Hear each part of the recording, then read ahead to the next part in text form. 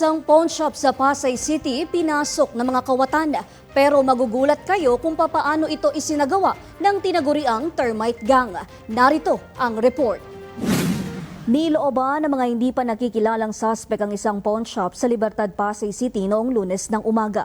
Dinatna ng mga otoridad ang establishmento na magulo at may malaking butas sa sahig. Ayon sa pulisya, posibleng ginamit ng mga suspect ang paraan na kilala bilang termite gang, kung saan dumaan ang mga ito sa drainage system at hinuhukay ang ilalim ng target na lugar. Pinaniniwalaang nanggaling ang mga suspect sa Imbornal, malapit sa Arnaiz Avenue at Park Avenue. So doon po, nakikita po natin doon sa loob na binaklas din po ang yung vault. So meron po silang nakuha doon na approximately mga 1 million worth of jewelries, then 90,000 in cash. Nakakuha naman ng mga ebidensya ang mga investigador kabilang ang isang piraso ng guwantes at mga bakas ng paa sa putik.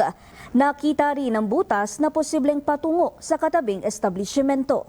Bumuo ng Special Investigation Team ang Pasay City Police para tutukan ang kaso. Sa investigasyon, isang empleyado ng pawn shop ang naaresto matapos may mga detalyeng hindi tugma sa kanyang pahayag. Ayon sa pulisya, may kaalaman ang empleyado sa CCTV at motion detector ng establishmento na hindi gumagana sa oras ng insidente. Bale itong hinuli po natin as suspect, ito po yung empleyado po ng pawn shop. So siya nga po yung pinagkakatiwalaan na nakakaalam ng mga codes ng motion detector at saka yung sa ng CCTV. So nung tignan po natin yung laman ng CCTV, wala na pong makitang footage doon. Talagang pinatay po yung motion detector para hindi po ma-detect yung pagpasok po ng mga kawatan po sa loob ng pawn shop. Tinutugis pa ng mga otoridad ang iba pang posibleng kasapwat sa insidente habang naharap sa kasong robbery with force upon things ang naarestong suspect. Itinanggi naman niya ang paratang.